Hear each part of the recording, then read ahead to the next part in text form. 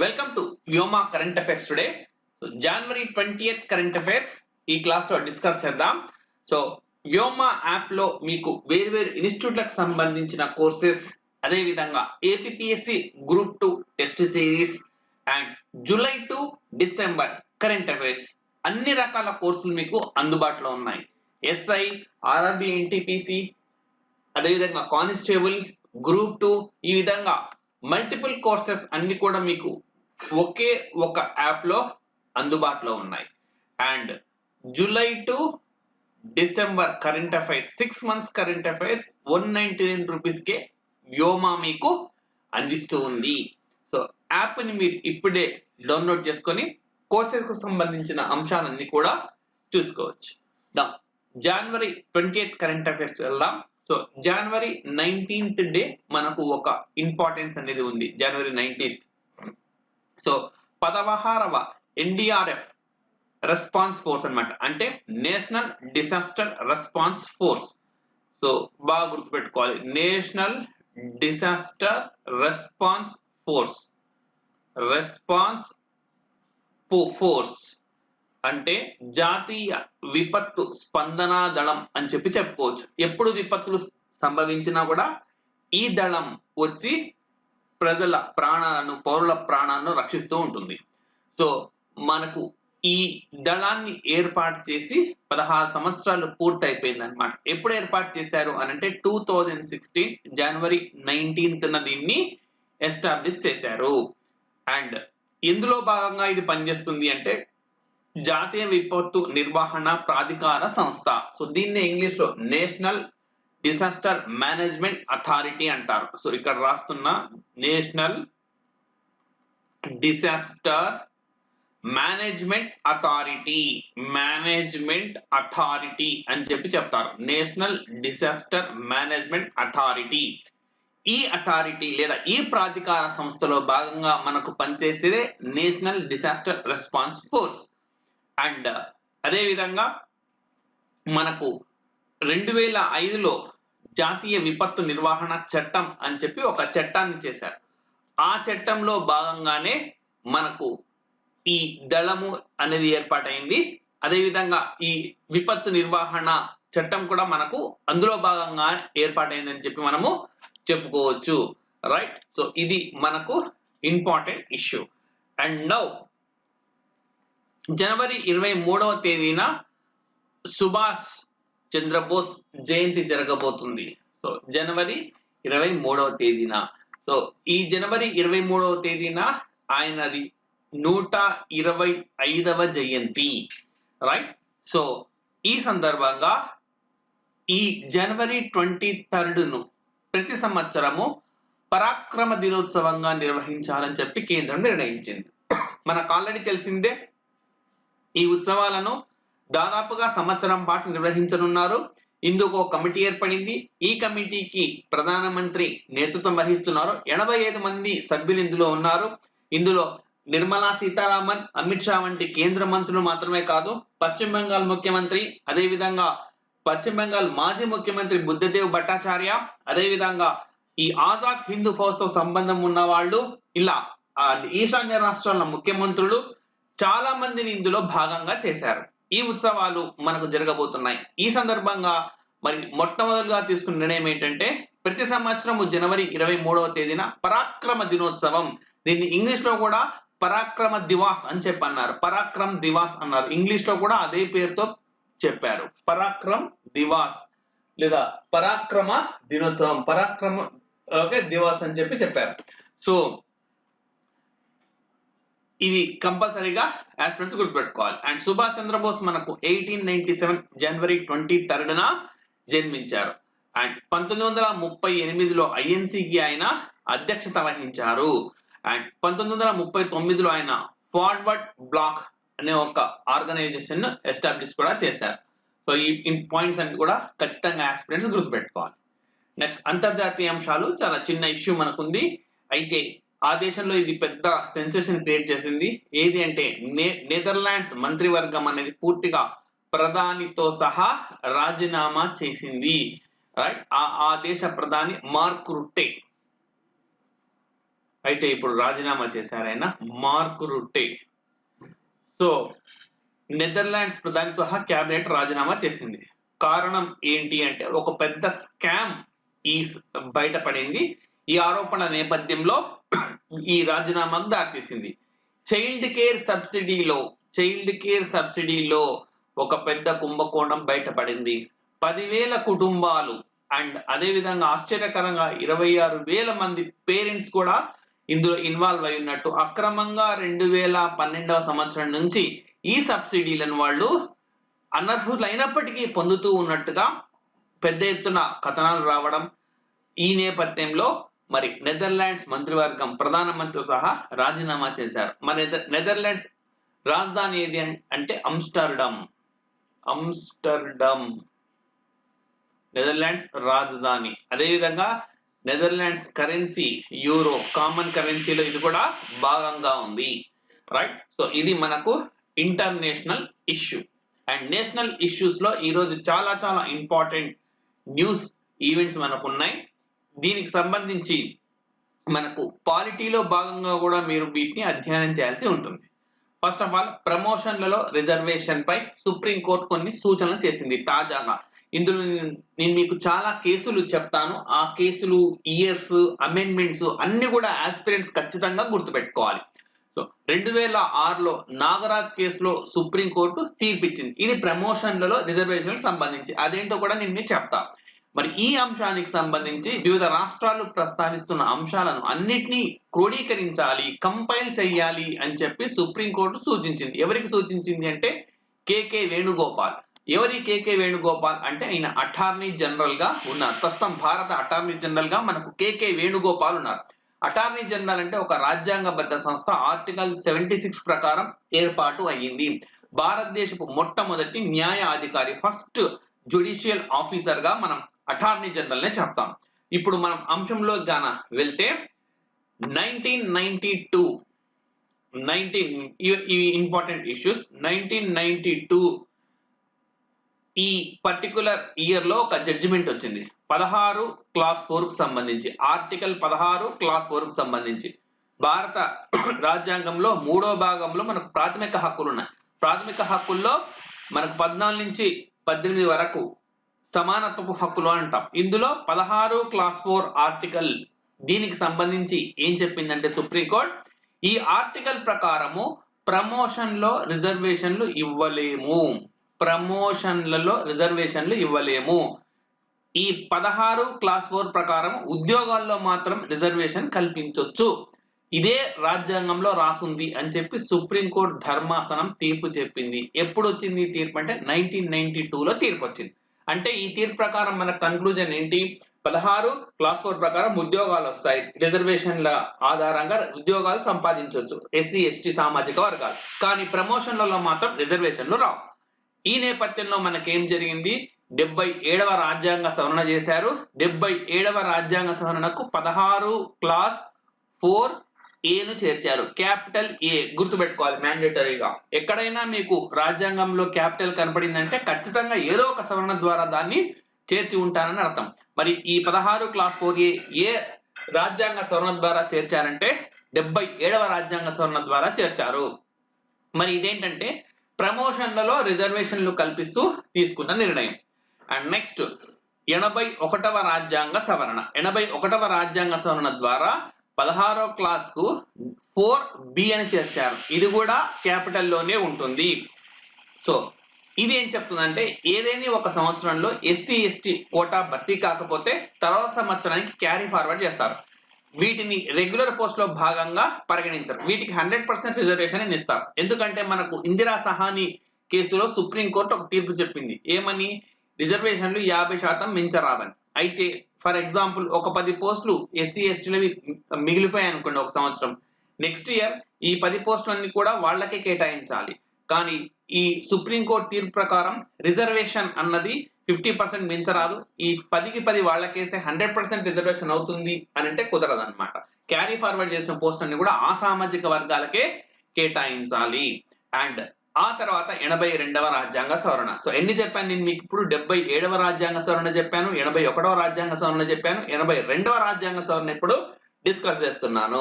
ఇందులో ఏం చేశారంటే 335వ ఆర్టికల్ 335వ అధికరణానికి కొన్ని అంశాలను చేర్చారు. ఏంటి అంటే ఎస్సీ ఎస్టీల అర్హత మార్కుల్లో మినహాయింపులను చేర్చారు. అంటే వాళ్ళ కట్ ఆఫ్ మార్క్స్ తగ్గించడము అట్లాంటివి చేశారు. అండ్ అదేవిధంగా మూల్యాంకనంలో ఎవాల్యుయేషన్ లో కూడా మార్పులు చేశారు. రైట్. సో ఇవి మనకు కీలకమైన అమెండ్మెంట్స్. అండ్ నెక్స్ట్ స్టార్టింగ్ లో మనం ఒకటి అనుకున్నాం నాగరాజు కేసు అని. సో నాగరాజు కేసుతో పాటు వివిధ రాష్ట్రాల్లో ఉండే అంశాలన్నింటినీ కంపైల్ చేయమని సుప్రీంకోర్టు కేకే వేణుగోపాల్ కు చెప్పారు. సో ఈ నాగరాజ్ కేసు ఏంటి అని అంటే ఎస్సీ ఎస్టీ సామాజిక వర్గాల్లో క్రీమీ లేయర్ విధాన అమలును సుప్రీంకోర్టు ఈ కేసులో సమర్థించింది. నేరుగా మనకు అడగదగ్గ బిట్. కింద పేర్కొన్న ఏ కేసులో ఎస్సీ ఎస్టీ సామాజిక వర్గాల్లో క్రీమీ లేయర్ నిబంధనను అమలు చేయాలి అని చెప్పి సుప్రీంకోర్టు తీర్పు ఇచ్చింది అని చెప్పి అడిగితే ఓకే ఇంతకుముందు వివరణ మీరు చదవాల్సి ఉంటుంది. సో దీని తర్వాతనే నిజానికి మనకు 77వ రాజ్యాంగ సవరణ జరిగింది. 1995 ఆ ప్రాంతంలో మనకు 77వ రాజ్యాంగ సవరణ కూడా దీనికి సంబంధించిందని మనం చెప్పుకోవచ్చు. రైట్. అండ్ అదే విధంగా సుప్రీంకోర్టు ఏం చెప్పింది అని అంటే రిజర్వేషన్లు ఇచ్చే ముందు పలు అంశాలను ప్రాతిపదికగా తీసుకోవాలి. అంటే ప్రమోషన్లలో రిజర్వేషన్ ఇచ్చే ముందు కొన్ని అంశాలను బేస్ గా తీసుకోవాలి అని చెప్పింది. ఏంటంటే అవి సామాజిక వర్గం వెనకబాటు ఎంత బ్యాక్వర్డ్ గా ఉంది ఆ సామాజిక వర్గము అని చెప్పి అదొకటి పరిశీలించాలని చెప్పింది. రెండోది ప్రభుత్వ ఉద్యోగాల్లో సంబంధిత సామాజిక వర్గం ప్రాతినిధ్యం. రైట్. గవర్నమెంట్ జాబ్ లో ఆ సామాజిక వర్గం సంబంధించిన వాళ్ళు ఎంతమంది పనిచేస్తున్నారు, ఆ ప్రాతినిధ్యం ఎంత ఉంది, రిప్రజెంటేషన్ ఎంత ఉంది, అది కూడా పరిశీలించాలి అని చెప్పింది. అండ్ నెక్స్ట్ అదే విధంగా లెవెల్ ప్లేయింగ్ ఫీల్డ్ ను కూడా పరిశీలించాలి అని చెప్పింది. లెవెల్ ప్లేయింగ్ ఫీల్డ్ ను పరిశీలించి వాళ్లకు ప్రోత్సహించాలి సామాజిక వర్గాలకు. లెవెల్ ప్లేయింగ్ ఫీల్డ్ అనంటే లైక్ ఫర్ ఎగ్జాంపుల్ ఒక బాగా రిచ్ గా ఉండే విద్యార్థి చిన్నప్పటి నుంచి ఇంటర్నేషనల్ స్కూల్ చదవడం, ఇంటర్నెట్ అందుబాటులో ఉండడం, మంచి ఫ్యాకల్టీస్ అందుబాటులో ఉండడం, ప్రైవేట్ గా కోచింగ్ తీసుకునే స్తోమత ఉండడం, ఈ విద్యార్థి అన్ని రకాల ఫెసిలిటీస్ ను పొందుతున్న ఈ విద్యార్థి ఎవరు పోటీ పడాలి? ఎక్కడో మారుమూల ప్రాంతాల్లో గవర్నమెంట్ స్కూళ్ళల్లో చదువుకోవడం, ఇంటర్నెట్ అందుబాటులో లేకపోవడం, సరైన బుక్స్ లేకపోవడం, ఇలాంటి వస్తువులున్న విద్యార్థి ఇద్దరికి ఒకే రకమైన పోటీ ఒకే ఎగ్జామ్ పెడుతున్నప్పుడు ఒకే రకమైన పోటీ ఉంటుంది. కానీ లెవెల్ ప్లేయింగ్ ఫీల్డ్ అనేది వీళ్ళిద్దరికి కూడా సమానంగా లేదు. ఇలా సమానంగా లేనప్పుడు మరి ఈ సామాజిక వర్గం ఎవరైతే ఎలాంటి ప్రత్యేక సౌకర్యాలు ఏమీ లేకుండా ఉన్నారో ఆ ఆస్పిరెంట్స్ కు సంబంధించి కొంత వెసులుబాటు ఇవ్వచ్చు అని చెప్పింది. సో ఈ వెసులుబాటులో భాగంగానే మన గతంలో డిస్కస్ చేసిన 339వ ఆర్టికల్లో చేర్చిన అంశాలు ఉన్నాయన్నమాట. లైక్ కట్ ఆఫ్ మార్క్ తగ్గించడము, ఇట్లాంటి అంశాలన్నీ కూడా అక్కడి నుంచి తీసుకున్నవి. రైట్. సో ఈ పర్టికులర్ న్యూస్ ఇష్యూ అనేది మనకు బాగా ఇంపార్టెంట్. ఇందులో మనం టచ్ చేసిన ఆర్టికల్ 16(4) క్లాజ్ ఏ, 16(4) క్లాజ్ బి టచ్ చేసాం. మనం అమెండ్మెంట్స్ టచ్ చేసాం. 77 అమెండ్మెంట్ చాలా ఇంపార్టెంట్. అదే విధంగా నాగరాజ్ అనే ఒక కేసును కూడా మనం డిస్కస్ చేస్తాం. ఆర్టికల్ 335 కూడా మనం చర్చించాం. ఇవన్నీ కూడా మీరు ఖచ్చితంగా గుర్తుపెట్టుకోవాలి. రైట్. అండ్ నెక్స్ట్ న్యూస్ ఇష్యూకు వెళ్తున్నాం. వివాహ వయస్సుపై టాస్క్ ఫోర్స్ నివేదిక. దీనికి సంబంధించి కూడా భారతదేశంలో గతంలోని అన్ని చట్టాలను కూడా ఇప్పుడు ప్రస్తావిస్తాను. సో వివాహ వయస్సుకు సంబంధించి ఏర్పాటు చేసిన టాస్క్ ఫోర్స్ తన నివేదికను ప్రధానమంత్రి కార్యాలయానికి, పిఎంఓ ఆఫీస్ అంటాం, ప్రైమ్ మినిస్టర్ ఆఫీస్ కు and at the same time మహిళా సంక్షేమ మంత్రిత్వ శాఖ కూడా సమర్పించింది. అండ్ డైరెక్ట్ గా మనకు అడగదగ్గ బిట్ ఏంటంటే వివాహ వయస్సుపై టాస్క్ ఫోర్స్ ఏర్పాటు చేశారు. దీనికి ఎవరు నేతృత్వం వహించారు అంటే జయా జైట్లీ నేతృత్వం వహించారు. అండ్ ఈ టాస్క్ ఫోర్స్ వివాహ వయస్సు మేము పెంచాలనుకుంటున్నాం. ప్రస్తుతం మహిళలకు సంబంధించి 18 ఇయర్స్ ఉంది, దీన్ని 21 ఇయర్స్ కు పెంచాలనుకుంటున్నాం అని చెప్పి గతంలో ఈ ఇండిపెండెన్స్ డే స్పీచ్ సందర్భంగా ప్రైమ్ మినిస్టర్ చెప్పారు. ఆ తర్వాత 2020-21 బడ్జెట్ ఆర్థిక స్టేట్మెంట్, యాన్యువల్ ఫైనాన్షియల్ స్టేట్మెంట్ అంటాం కదా. రాజ్యాంగంలో 112వ ఆర్టికల్ ప్రకారం బడ్జెట్ అన్న పదం లేదు, యాన్యువల్ ఫైనాన్షియల్ స్టేట్మెంట్ ఉంది. వార్షిక స్టేట్మెంట్ అది. యాన్యువల్ ఫైనాన్షియల్ స్టేట్మెంట్ అని చెప్తారనమాట. సో వార్షిక ఆర్థిక నివేదికగా చెప్పొచ్చు తెలుగులో. ఈ నివేదిక సమర్పణ సందర్భంగా కూడా వివాహ వయసుకు సంబంధించిన అంశాన్ని ఆర్థిక మంత్రి ప్రస్తావించారు. సో అందుకు అనుగుణంగా ఇప్పుడు మనకు ఈ అంశం అనేది చర్చలో వచ్చింది. ఇప్పుడు మనకు అది ఓకే సబ్మిట్ చేశారు. ప్రస్తుతం ఎంత ఉందంటే పురుషులకు 21, మహిళలకైతే 18 సంవత్సరాలు నిండిన తర్వాత వివాహం చేయాలని చెప్పి ఉంది. అండ్ మరి ఎందుకు ఇట్లా డిఫరెంట్ ఏజెస్, దీనికి ఏమైనా చట్టం ఉందంటే ఎలాంటి చట్టం లేదు. ఇది చట్టానికి సంబంధించిన నిర్దేశన కాదు, ఇది ట్రెడిషనల్ గా వస్తున్నది. సాంప్రదాయబద్ధంగా అబ్బాయి ఎక్కువ వయసు ఉండే అబ్బాయి తక్కువ వయసు ఉండే అమ్మాయిని పెళ్లి చేసుకుంటాడు. ఇది ఒక ట్రెడిషన్ ప్రకారం వస్తూ ఉన్నది కాబట్టి దీన్ని ఆ మేరకు నిర్ధారించారు. సో మనకు ఈ చట్టాలకు సంబంధించి ఇప్పటి వరకు మనం పరిశీలిస్తే మొట్టమొదటిసారిగా మనకు 1875లో ఓకే 1875 అంటే అప్పుడు మనకి ఇంకా బ్రిటిష్ పాలనా కాలంలో ఉన్నాం.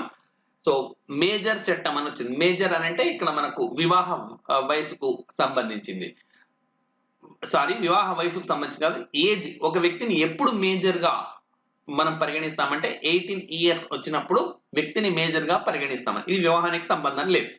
అండ్ ఆ తర్వాత మనం వివాహానికి సంబంధించిన చట్టాలు కానీ చూస్తే 1955 సెక్షన్ 5 క్లాస్ 3, 1955 హిందూ వివాహ చట్టం అని చెప్తాం. సెక్షన్ 5 క్లాస్ 3 ఇంపార్టెంట్ ఇది.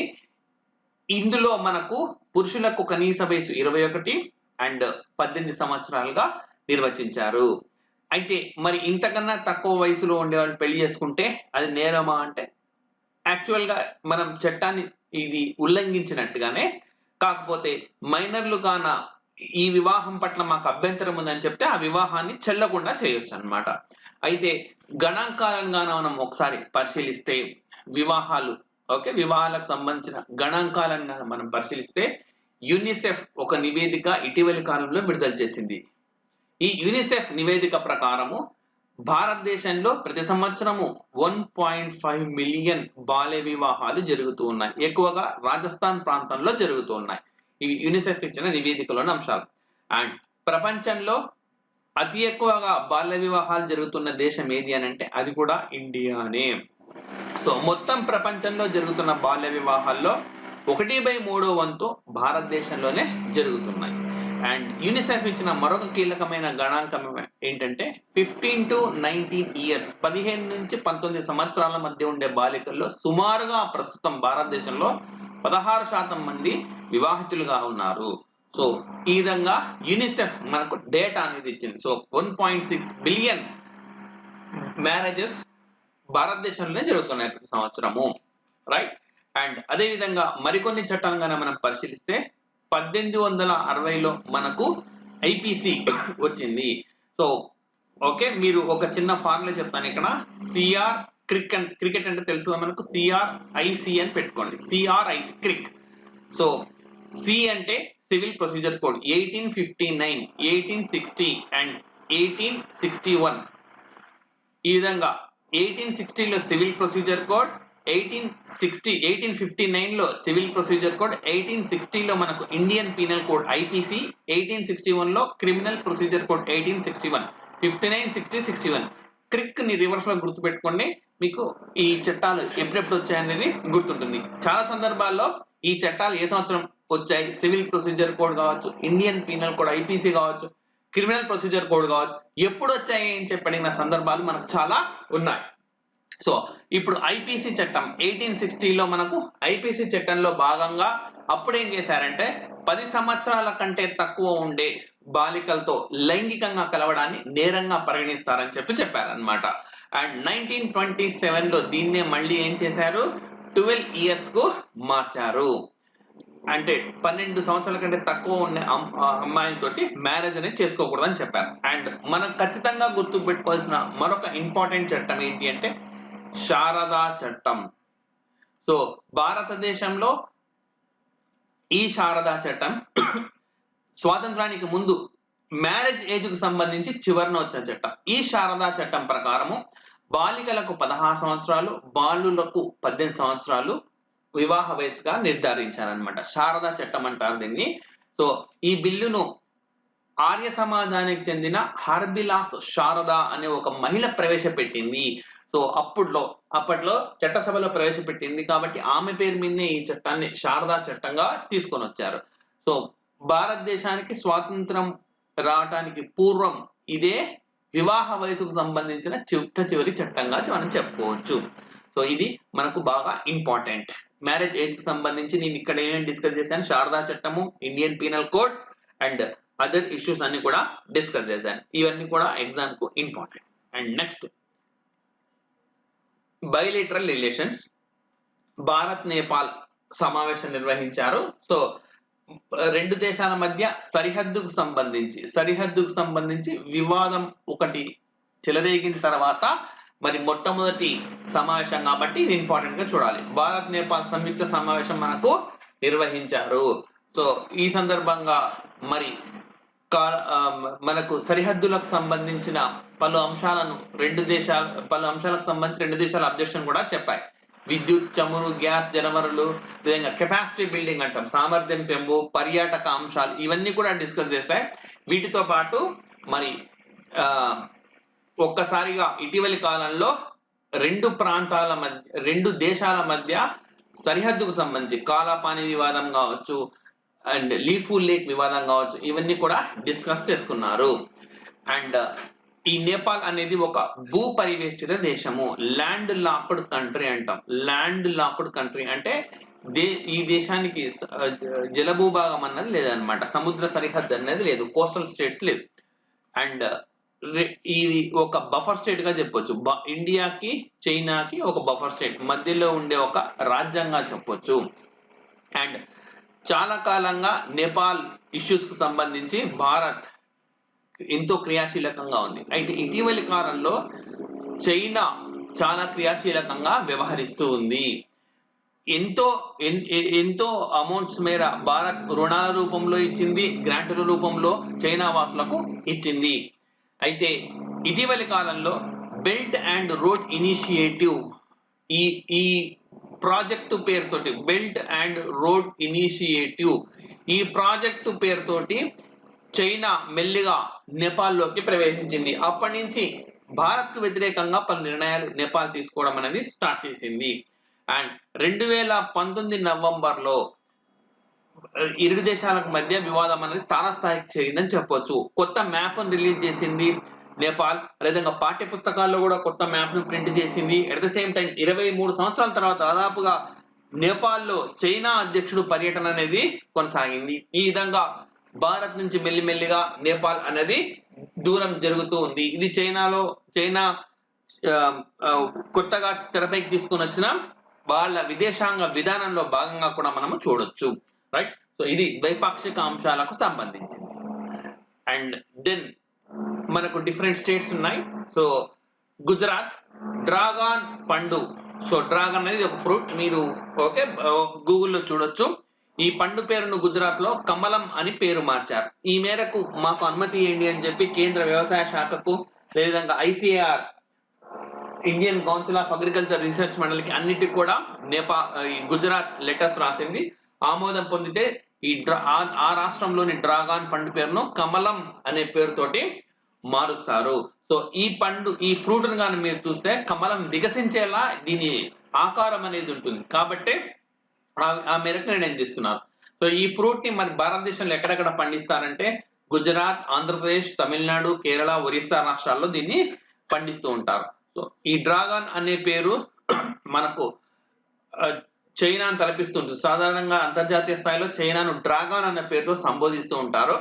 అండ్ ఇటీవలి కాలంలో భారత్ కు చైనాకు సత్సంబంధ అంతగా సరిహద్దుకు సంబంధించి వివాదాలు రావడం మనం జనవరి 19th క్లాస్ అంటే నిన్న క్లాస్ లో కూడా ఒక అంశాన్ని డిస్కస్ చేశాం. అరుణాచల్ ప్రదేశ్ లో ఏ విధంగా 101 హౌసెస్ ను కన్స్ట్రక్ట్ చేసింది, భారత భూభాగంలో చొచ్చుకొని వచ్చిన అంశాన్ని కూడా చూసాం. ఈ నేపథ్యంలోనే దీని బదులు మేము కమలం అన్న పేరును ఉపయోగిస్తామని చెప్పి అభ్యర్థించింది.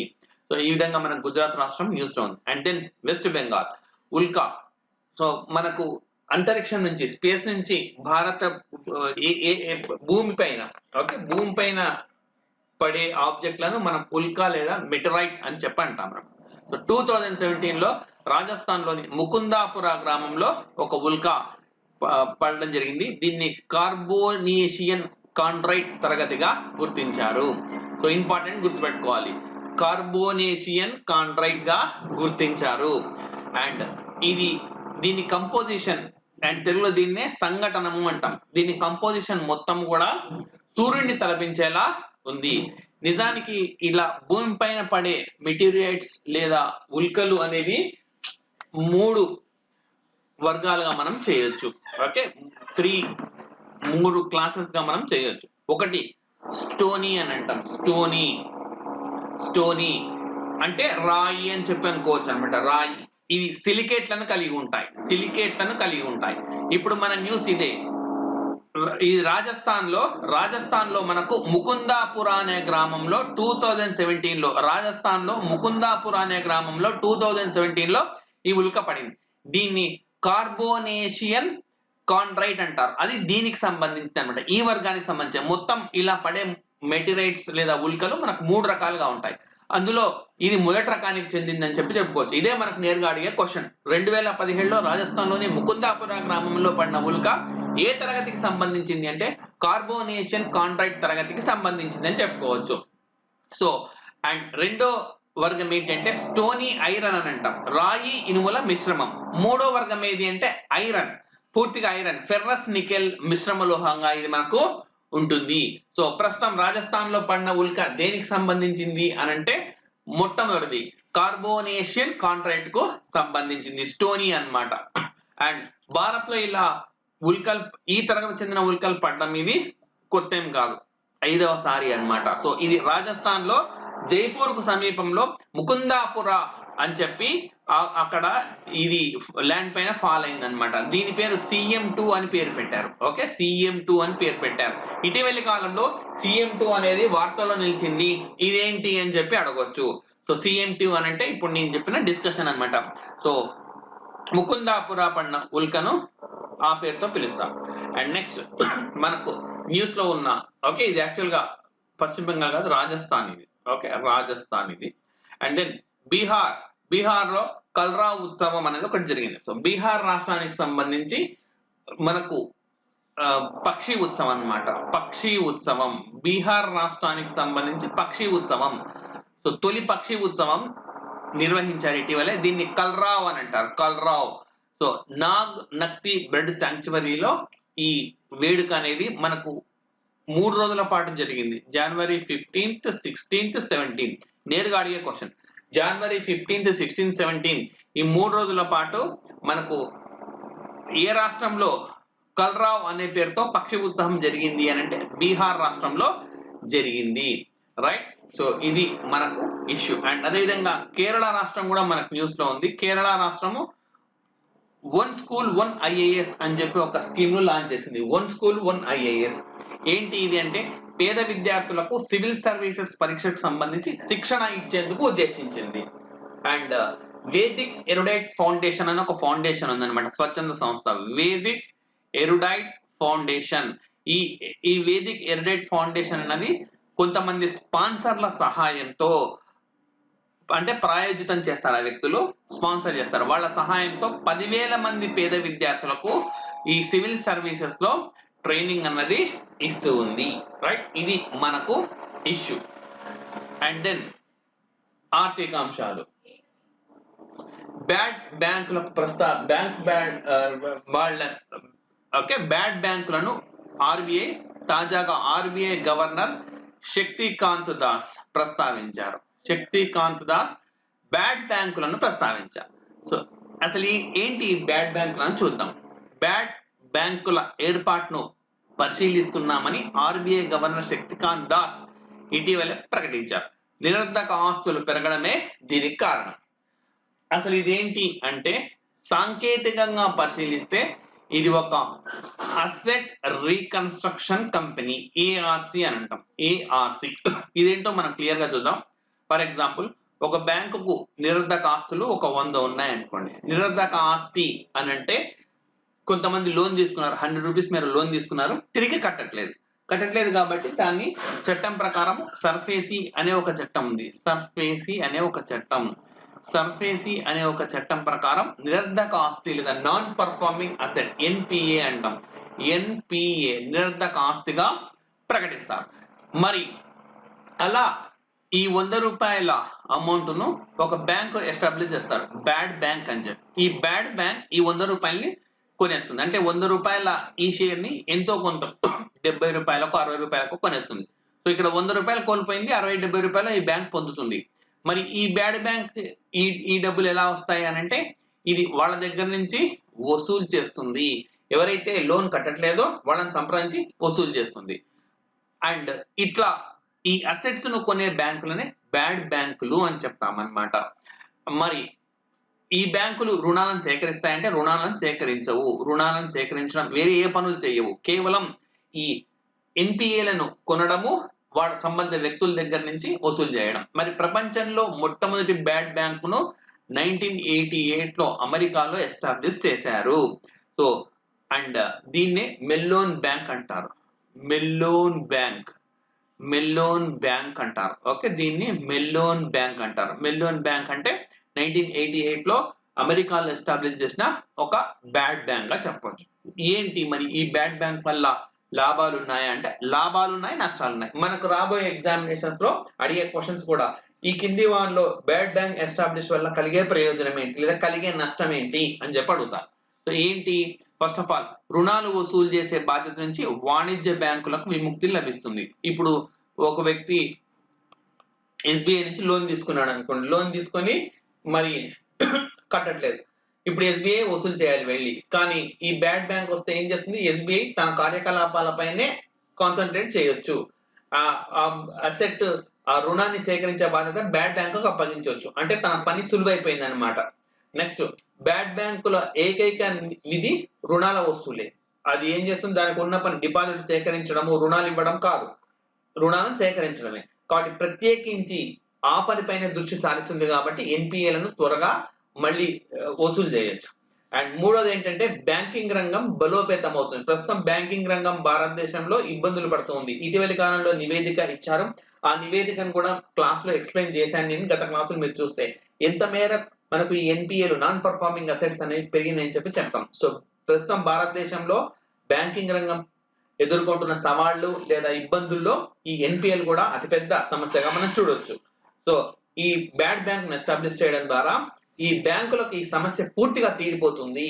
సో లాభాల బాటలో పయనిస్తాయి. లాభాల బాటలో బ్యాంకింగ్ సెక్టర్ లాభాల బాటలో ఉందనంటే మరి పరిశ్రమలకు తేలిగ్గా లోన్స్ దొరకడం, పరిశ్రమలకు తేలిగ్గా లోన్స్ అనేవి దొరికితే అండ్ అవి కూడా వస్తు సేవల ఉత్పత్తిని పెంచుతాయి. వస్తు సేవల ఉత్పత్తి పెరిగితే మన నిరుద్యోగం తగ్గుతుంది, నిరుద్యోగం తగ్గితే పేదరికం తగ్గుతుంది. ఈ విధంగా పూర్తి స్థాయిలో మనకు ఒక ఎకనామిక్ సైకిల్ అనేది ఎస్టాబ్లిష్ అవుతుంది.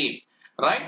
సో ఇది బ్యాడ్ బ్యాంక్ వల్ల మనకు ఉండే ప్రయోజనాలు. మరి ఈ బ్యాడ్ బ్యాంక్స్ వల్ల ఏమైనా నష్టాలు ఉన్నాయా అంటే సో అంతగా ప్రయోజనాలు ఉండవని చెప్పేవాళ్ళన్నారు. ఎందుకు, ఎస్బీఐ దగ్గర నుంచి ఎస్బీఐకి ఎవరో లోన్ తీసుకున్నారు, కట్టట్లేదు. సో ఇది ఎన్పిఏ. దీన్ని బ్యాడ్ బ్యాంకుకు మారుస్తున్నాం. అంటే మనం రుణాలు ఒక చోటు నుంచి ఇంకొక చోటుకి మారుస్తున్నాం తప్పనిస్తే అవి వసూలు చేయడం లేదు కదా, దీనివల్ల ఏంటి ప్రయోజనము అని చెప్తారు.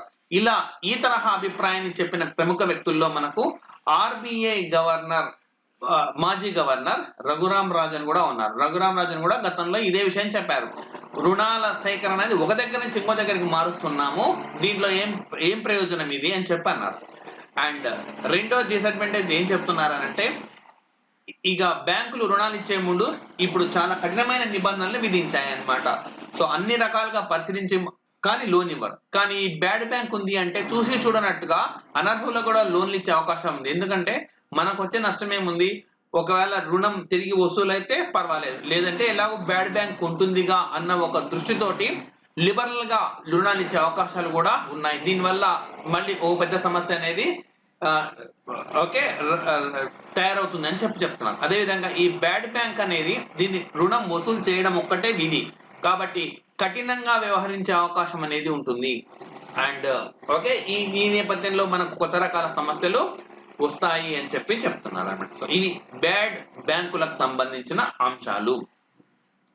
Next economic issues. నెక్స్ట్ ఇది కరోనాతో ఆర్థిక అసమానతలు. Right. So inequalities, economic inequalities పెరిగాయని చెప్పి మనకు వరల్డ్ ఎకనామిక్ ఫోరం ఒక నివేదిక ఇచ్చింది. సో కరోనా మూలంగా ప్రజల్లో అసమానతలు పెరిగాయని చెప్పి మనకు ప్రపంచ ఆర్థిక వేదిక వరల్డ్ ఎకనామిక్ ఫోరం ఒక రిపోర్ట్ ఇచ్చింది. గ్లోబల్ రిస్క్ రిపోర్ట్ అనే పేరుతో దీన్ని విడుదల చేశారు. Global risk report. సో ఇందులో కొన్ని అంశాలు నేను ఎగ్జామినేషన్ పాయింట్ ఆఫ్ వ్యూకి ఇంపార్టెంట్ డిస్కస్ చేస్తాను. రానున్న 3 నుంచి 5 సంవత్సరాల్లో ఆర్థిక వ్యవస్థ మరింత ప్రమాదంలోకి వెళుతుంది కాబట్టి ముందు జాగ్రత్త చర్యగా ప్రభుత్వాలు రకరకాల యాక్టివిటీస్ తీసుకోవాలి, చర్యలు తీసుకోవాలని చెప్పింది. అదేవిధంగా 5 నుంచి 10 ఏళ్లలో భౌగోళిక రాజకీయ స్థిరత్వాన్ని ఇది దెబ్బతీయగలదు.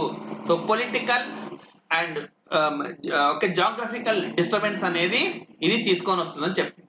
అదేవిధంగా వచ్చే దశాబ్దాల కాలంలో మనకు ఈ అంటురోగాలు కూడా పెద్ద ఎత్తున వేగంగా వ్యాప్తి చెందే అవకాశం ఉంది. ఈ నేపథ్యంలోనే మరి అన్ని రకాల దేశాలు తగిన చర్యలు తీసుకోవాలి అని చెప్పింది. అండ్ కరోనాతో ఈ అసమానతలు పెరిగాయి, ఆర్థిక అసమానతలు అనేవి పెరిగాయి. అండ్ సరికొత్త మెరుగైన సమాజానికి దారులు వేసే అవకాశాన్ని పలు రంగాలకు చెందిన కోట్ల మంది కోల్పోయే ప్రమాదం ఉంది అని చెప్పింది. అంటే 18 ఇయర్స్ లోపల ఉండే వాళ్ళు మంచి చదువుకునే అవకాశాన్ని కోల్పోయారు, మంచి ఉద్యోగాలను పొందే అవకాశాన్ని కోల్పోయారు. ఈ విధంగా ఇబ్బందికరమైన పరిస్థితి అనేది ఉంది. ముఖ్యంగా 18 ఇయర్స్ అరౌండ్ లో ఉండే వాళ్ళ పైన ఈ ప్రభావం పడుతుంది అని చెప్పింది. అదేవిధంగా సాంకేతికతను అందిపుచ్చుకోవడం, డిజిటల్ నైపుణ్యాలు పెంచుకోవడంలో అంతరాలు అనేవి విపరీతంగా పెరిగాయి. సో ఎవరైతే టెక్నికల్ గా అడ్వాన్స్ అయ్యారో, డిజిటల్ నైపుణ్యాలు పెంచుకున్నారో వాళ్ళు భవిష్యత్ అనేది వాళ్లకు బాగా ఉంటుంది. మరి అది అందిపుచ్చుకోలేక ఆర్థిక ఇబ్బందుల వల్ల అందిపుచ్చుకోలేని వాళ్ళు బాగా వెనకబడిపోతారు. దీంతో ఈ అసమానతలు ఏవైతే ఉన్నాయో అవి మరింతగా విస్తరిస్తాయి అని చెప్పింది. అండ్ అదేవిధంగా ఈ పర్టికులర్ రిపోర్ట్ లో చైనా, ఇండియాను కూడా ప్రస్తావించారు. చైనా, ఇండియాల మధ్య ఉద్రిక్తల వల్ల ప్రాంతీయ, అంతర్జాతీయ వాణిజ్యం కూడా బలహీనపడొచ్చు అని చెప్పి ఈ నివేదికలో స్పష్టంగా పేర్కొన్నారు. రైట్. అండ్ నెక్స్ట్ నియామకాలకు సంబంధించింది Siddhartha Mohanty. So LIC managing director గా సిద్ధార్థ మహాంతి నియామకమయ్యారు. Important issue. ఈ భారతదేశంలోని అతిపెద్ద బీమా రంగ సంస్థ కాబట్టి ఖచ్చితంగా మనకి ఎగ్జామినేషన్ లో క్వశ్చన్స్ వస్తాయి. సో ఎల్ఐసి మేనేజింగ్ డైరెక్టర్ గా సిద్ధార్థ మహాంతి నియామకమయ్యారు. ప్రస్తుతం ఆయన హౌసింగ్ ఫైనాన్స్ లిమిటెడ్ సిఇఓగా వ్యవహరిస్తున్నారు. అండ్ దెన్ మృతులకు సంబంధించి చెన్నైలోని అడయార్ క్యాన్సర్ ఇన్స్టిట్యూట్ చైర్పర్సన్ గా వి శాంత ఉన్నారు. మరి అన్ఫార్చునేట్లీ ఆమె అనారోగ్యంతో చనిపోయారు. సో ఈమె సివి రామన్, సుబ్రహ్మణ్య చంద్రశేఖర్ నోబెల్ బహుమతి గ్రహీతలు. వాళ్ళ ఆ కుటుంబానికి సంబంధించిన వ్యక్తే. అండ్ మ్యారేజ్ కూడా ఈమె చేసుకోకుండా ఈ వైద్య రంగంలో సేవను అందిస్తూ ఉండేవారు. 1986 లో పద్మశ్రీ అండ్ 2005 లో రామన్ మేగ్సెసే అవార్డ్, అదేవిధంగా 2006 లో పద్మభూషణ్ అండ్ 2016 లో పద్మ విభూషణ్ అవార్డును కూడా ఆమె పొందారు. అండ్ 2005లో ప్రపంచ ఆరోగ్య సంస్థకు క్యాన్సర్ పై సలహాలిచ్చే ఒక కమిటీకి ఆమె సభ్యురాలిగా కూడా వ్యవహరించారు. Important news issue. And then క్రీడాంశాలు. ఆస్ట్రేలియాలో భారత్ టెస్ట్ సిరీస్ ను కైవసం చేసుకుంది, చారిత్రాత్మక విజయాన్ని సాధించింది. మొత్తం 4 టెస్టుల్లో గాను మొట్టమొదటి టెస్ట్ ను భారత్ కోల్పోయింది. ఈ టెస్ట్ లో ఒక ఇన్నింగ్స్ లో కేవలం అరౌండ్ 39 రన్స్ కే ఇండియా ఆల్అౌట్ అయింది. ఆ తర్వాత సెకండ్ టెస్ట్ లో మరి సీనియర్ ఆటగాళ్ళు లేకపోయినప్పటికీ పోరాట స్ఫూర్తిని ప్రదర్శించి భారత్ గెలిచింది. 3వ టెస్ట్ డ్రాగా ముగియగా 4వ టెస్ట్ లో భారత్ విజయం సాధించింది. సో ఈ తుది టెస్ట్ అనేది 4వ టెస్ట్ అనేది బ్రిస్బేన్ లో గబ్బా స్టేడియంలో జరిగింది. గబ్బా స్టేడియం, ఈ స్టేడియం కూడా గుర్తుపెట్టుకోవాలి. ఈ గబ్బా స్టేడియంలో మనకు లాస్ట్ 32 ఇయర్స్ గా ఆస్ట్రేలియాకు ఓటమి అన్నదే లేదు. ఈ టెస్ట్ మ్యాచ్ విజయంతో భారత్ టెస్ట్ ర్యాంకింగ్స్ లో, ప్రపంచంలో టెస్ట్ ర్యాంకింగ్స్ లో మొదటి స్థానానికి ఎగబాకిందని చెప్పుకోవచ్చు. అండ్ రెండో ఇన్నింగ్స్ లో భారత్ ఏకంగా 328 రన్లను చేజ్ చేసింది అనమాట, 7 వికెట్స్ కోల్పోయి. అండ్ ఈ బ్రిస్బేన్ లో గబ్బా స్టేడియంలో ఇదే అతిపెద్ద చేజింగ్ గా చెప్తున్నారు. అండ్ అదేవిధంగా బార్డర్ గవాస్కర్ ట్రోఫీని భారత్ గెలుచుకోవడము ఇది వరుసగా 3వసారి అని కూడా చెప్పుకోవచ్చు. ఇది కూడా మనకు important news issue. And then Andhra Pradesh issues insider trading కేసును కొట్టివేశారు. సో ఎవరంటే రాష్ట్ర హైకోర్టు అమరావతిలో ఇన్సైడర్ ట్రేడింగ్ జరిగింది అని చెప్పి ఏవైతే ఆరోపణలు చేస్తూ రాష్ట్ర ప్రభుత్వం చెప్తూ ఉందో అదేమి జరగలేదు అని చెప్పి హైకోర్టు తాజాగా తీర్పిచ్చింది. సో అసలు ఇన్సైడర్ అంటే ఏంటి అని అంటే రాష్ట్ర రాజధాని నగర నిర్మాణం ఎక్కడ జరుగుతుందన్న సమాచారాన్ని అధికారికంగా కొంతమందికి ముందే చెప్పారు. దీంతో వాళ్ళు అక్కడ ఈ ల్యాండ్స్ అనేవి పర్చేస్ చేశారు. ఈ ల్యాండ్స్ పర్చేస్ చేయడం తప్పు కాదు, కానీ పర్చేస్ చేయడంలో కొంతమందికి ఒకే భయాన్ని కలిగించారు. రాజకీయ నాయకులు లబ్ధి పొందారు, పరోక్షంగా ఒక పార్టీకి సంబంధించిన వ్యక్తులే ఇందులో లబ్ధి పొందారు, ఈ విధంగా ఇన్సైడర్ ట్రేడింగ్ జరిగింది అని చెప్పి చెప్పింది. అయితే తాజాగా తీర్పు ఏమొచ్చిందంటే రాజధాని అమరావతి ప్రాంతంలో దాని చుట్టూ పక్కల జరిగిన భూముల క్రయ విక్రయాలను ఇన్సైడర్ ట్రేడింగ్ అనడానికి కానీ అక్కడ భూములు కొన్న వారిని ఇన్సైడర్ ట్రేడింగ్ పాల్పడ్డారన్న పేరుతో ప్రాసిక్యూట్ చేయడానికి కానీ ఏమాత్రం వీలు లేదు అని చెప్పి కోర్టు తాజా తన తీర్పులో పేర్కొంది. దీంతో ఇంకా ఈ సమస్య ఇక్కడితో ముగిసినట్టుగా మనం భావించాల్సి ఉంటుంది. Then Telangana issues. Narendra Luther, so విశ్రాంత ఐఏఎస్ అధికారి, ఈయన హైదరాబాద్ బాగా ఇష్టపడ్డ వ్యక్తి. నిజానికి ఈయన లాహోర్ లో జన్మించారు, పాకిస్తాన్ లో. అయితే దేశ విభజనలో భాగంగా వీళ్ళ ఫ్యామిలీతో సహా ఇండియాకు వచ్చారు. 1953లో గ్రాడ్యుయేషన్ పూర్తి కాగానే సివిల్స్ కు ప్రిపేర్ అయ్యి 1954లో ఆయన ఐఏఎస్ సాధించారు. అండ్ హైదరాబాద్ మున్సిపల్ కార్పొరేషన్ కు తొలి ప్రత్యేక అధికారిగా కూడా పనిచేశారు. అండ్ ఐఏఎస్ హోదాలో కర్నూలు విధంగా రాష్ట్రంలోని అంటే ఉమ్మడి ఆంధ్రప్రదేశ్ లో వివిధ ప్రాంతాల్లో పనిచేశారు. ఆయన రాష్ట్ర ప్రభుత్వ ప్రధాన కార్యదర్శి స్థాయి కూడా వెళ్ళారు. ఆ రాష్ట్ర ప్రభుత్వ ప్రధాన కార్యదర్శిగా చీఫ్ సెక్రటరీగా కూడా పనిచేశారు. అండ్ 1996లో సొసైటీ టు సేవ్ రాక్స్ ఈ ప్రాంతంలో ఉండే రాళ్లను పరిరక్షించాలని చెప్పి ఒక సంస్థను కూడా ఆయన స్థాపించారు. ప్రకృతి సిద్ధమైన బండరాళ్ల పరిరక్షణే దీని ప్రధాన లక్ష్యం అన్నమాట. అండ్ హైదరాబాద్ పైన ఆయన పూర్తి సాధికారిక చరిత్రను అంటే ఎవిడెన్సెస్ తో హిస్టరీని ఆయన రాశారు. సో ఆయన రాసిన బుక్స్ ఇంపార్టెంట్. హైదరాబాద్ ఏ బయోగ్రఫీ అనే ఒక బుక్ రాశారు. And legendary narratives of Hyderabad అనే ఒక బుక్ రాశారు. లెజెండరీ నెరేటివ్స్ ఆఫ్ హైదరాబాద్ అనే ఒక బుక్ కూడా ఆయన రాశారు. రైట్. సో ఇవి మనకు జనవరి 20th సంబంధించిన important news issues. And January 21st current affairs తో కలుద్దాం. Thank you very much.